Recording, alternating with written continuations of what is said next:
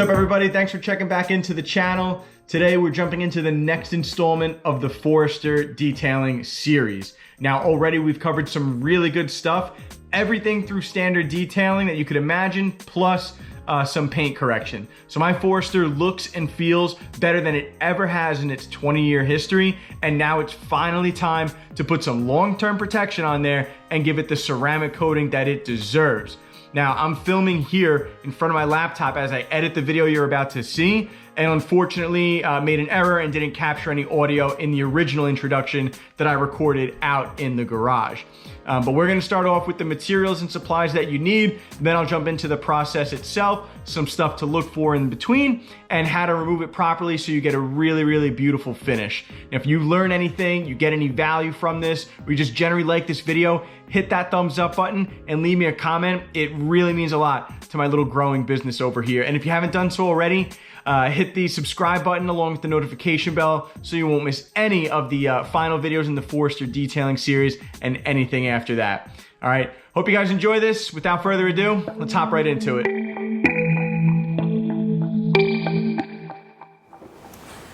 All right, everybody, so ceramic coating day.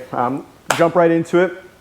I've got a few different things on the cart here, starting off with the ceramic coating itself. This is the Glassparency ceramic coating with graphene in it.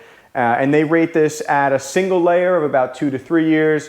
A double layer can be 5 years, give or take. One sort of word of caution with coatings and their ratings is the thing that matters most is how you care for the car and where you park it.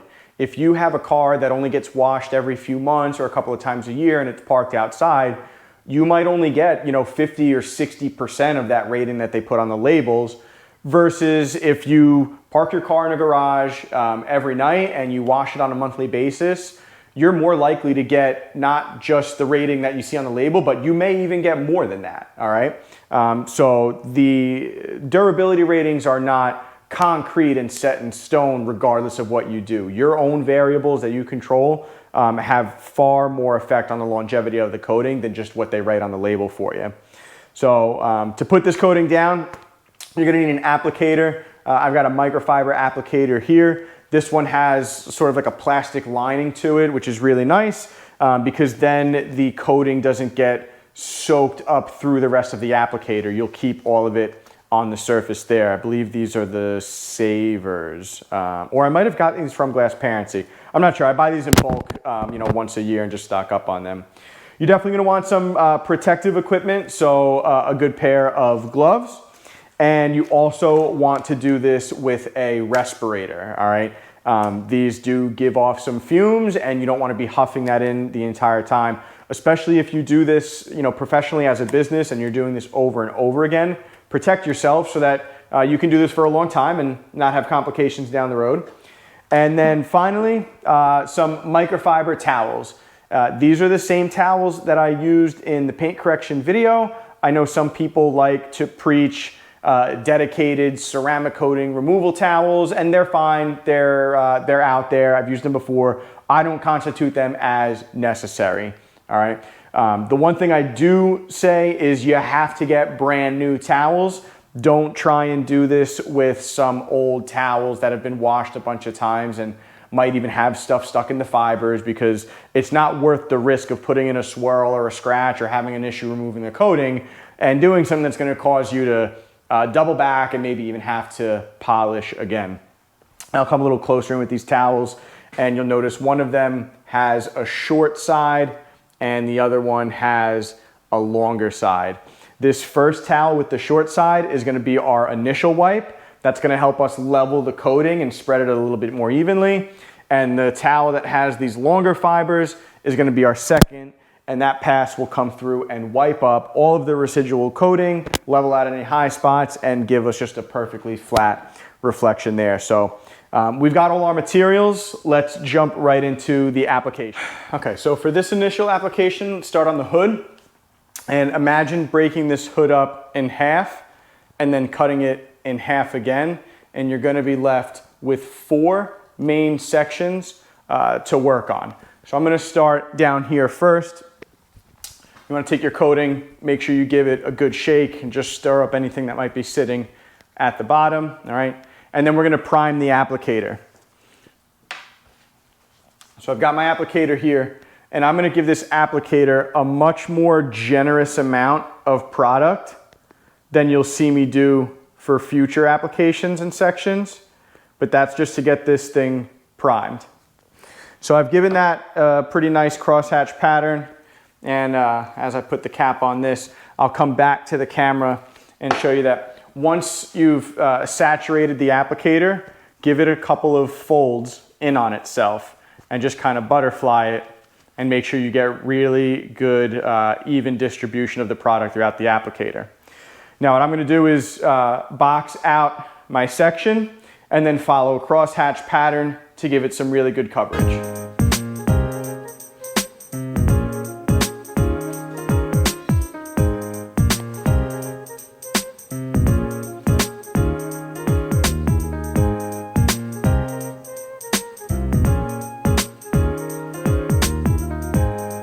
Now, this is a normal speed to do this at. You don't want to do it too fast, but you also don't need to do the super slow-mo with your head right near the panel that you might see in some of the videos online.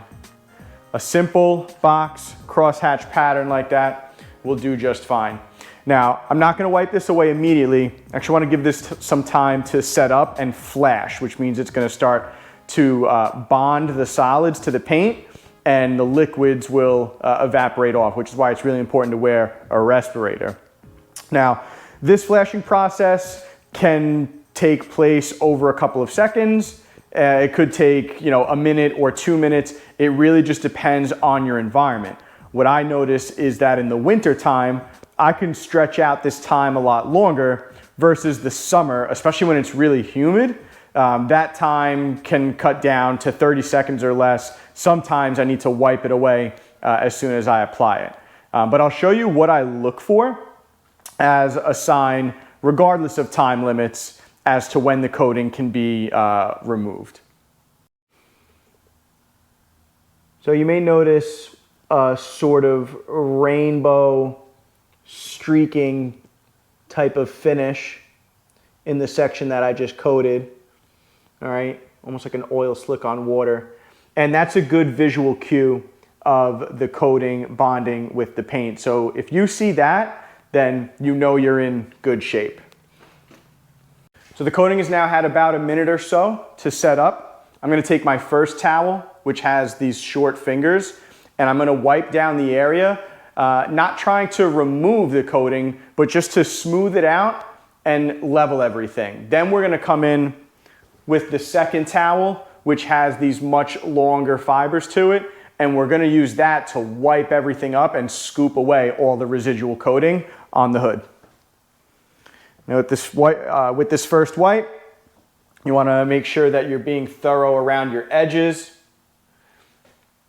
panel gaps, things like that, and then boxing out your section and just smoothing everything over. Then we'll take our second towel and we'll give this a really nice buff and finish this out to a beautiful high shine.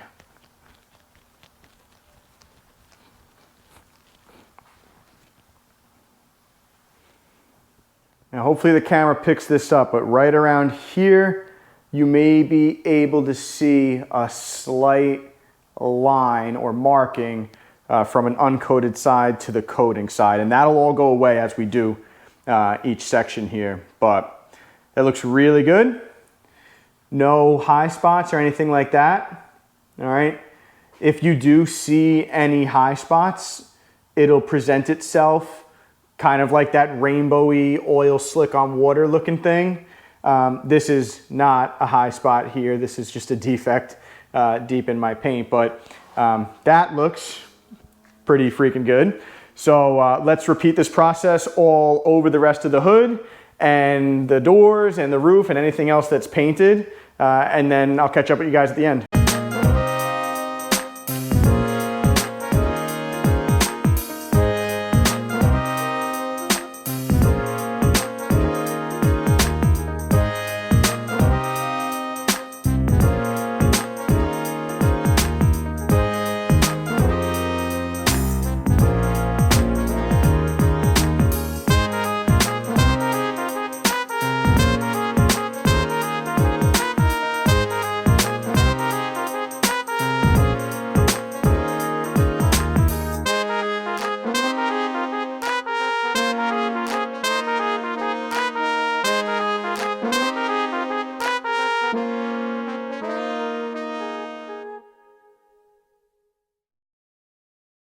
So really quick, something you might have noticed is when I did the doors, I coated them both and then waited to remove them.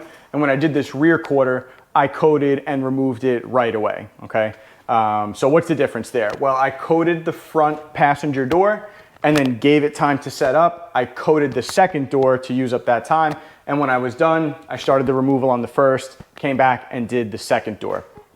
What I noticed while I was doing that is the coating is, one, it's been applied over a larger section than I did on the hood. So I'm trying to see how big of an area I can cover and how it affects the process. And two, what is the removal like when I give the coating more time? And I really didn't like what I found. It was what I suspected, which was because it's really humid, it's raining on Long Island, so it can't be any more humid than it is right now. The coating flashed really fast. It got hard really quickly. And so the towel has a lot of drag when you're trying to level and wipe it. And that difficulty pulling the towel along causes compensation to push harder on the towel, have to wipe more, all the things you don't really want to do to paint that just got freshly polished, because that's how you induce swirls and scratches and things like that. But I was able to remove it, no problem. When I got to this section, I laid down the coating and I removed it right away. And I felt much better glide with the towel. It was a lot more slick and smooth during the leveling and the removing process. And so I've just dialed things in as I've gone through the car. I know that the best thing is to just lay it down over a single panel or a single section and pretty much put the applicator down and pick up the towels and wipe it away. And that's not too fast. The coating is doing what it needs to do. It's getting hard. The humidity is actually helping the curing process in a weird way, even though it's a less than ideal day. But in doing so, I'm able to wipe it off and level it a lot smoother with less pressure on the towel and decreasing the likelihood of putting swirls or scratches into some freshly polished paint. So a little bit of a finicky thing when it comes to the coating process, definitely a nuanced skill that you'll develop the more and more you apply these ceramic coatings. But once you get it, you realize how simple of a factor it really is. And so if you're just aware of what's going on outside, or if you have like a little weather station like I do in the corner where you can read the humidity in real time, then you'll know exactly what to look out for when you're laying down one of these coatings. One final pro tip here. The further along you get in the process, the more the ceramic coating is going to accumulate in your towels. This will affect the towel's ability to level and remove the coating effectively and make it harder for you to remove it properly. So it's important to turn to a fresh side of the towel periodically. A simple way to monitor this is by folding each towel in half twice, so you have 4 sides of each towel to use. Give yourself 1/2 of the entire car to use up those 4 sides, then simply invert the towels to reveal fresh fibers and begin the other half of the car. Remember to always use the short fibers for your first wipe and the longer fibers for your final buff. The coating will harden in these towels, so they should never be used for detailing again, or they'll scratch the paint. Either throw them out when you're done or relegate them to dirty jobs like oil changes and engine bay detailing. Well, everyone, that's a wrap on the ceramic coating for my Forester. Anything that's painted has been coated and protected now, including the door jambs. So I didn't show that, but that's really easy. Just lay it down in there and you can shut the door and walk away. I don't worry about leveling it or wiping it, or if there's high spots or if I put it on too thick. But if you wash your car regularly, and you probably do because you're watching this channel, then you know that some serious amounts of dirt can build up inside those door jambs, and having extra coat in there will slow that accumulation down and make it much easier to clean. Now, moving forward, how do you clean this, right? Well, don't do anything for 2 weeks, all right? The coating is gonna continue to cure for a 2-week period. Now, the first 24 hours are the most crucial, all right? Don't wash the car, don't drive the car, don't expose it to sprinklers, and don't leave it under a tree. In fact, keep the car inside at least overnight and for as long as possible, whether it's 24 hours or even more. The longer you go before driving this, the harder the coating is gonna be before you start exposing it to the elements. In the unfortunate situation where maybe you do get some bird droppings or it does get hit with some hard water, it's best to have some ceramic detail spray and a microfiber towel so you can spray that down and gently wipe it up as quickly as possible. After the 2-week period, then you can go and continue with your normal wash regimen, whether you like 2 buckets, soap and water, rinseless washing. It's all gonna work fine and it's gonna take you a lot less time. The one thing I will say you may have to change is specifically for people who like to use foam guns, all right? Foam guns and foam cannons work by sticking on the paint and dwelling.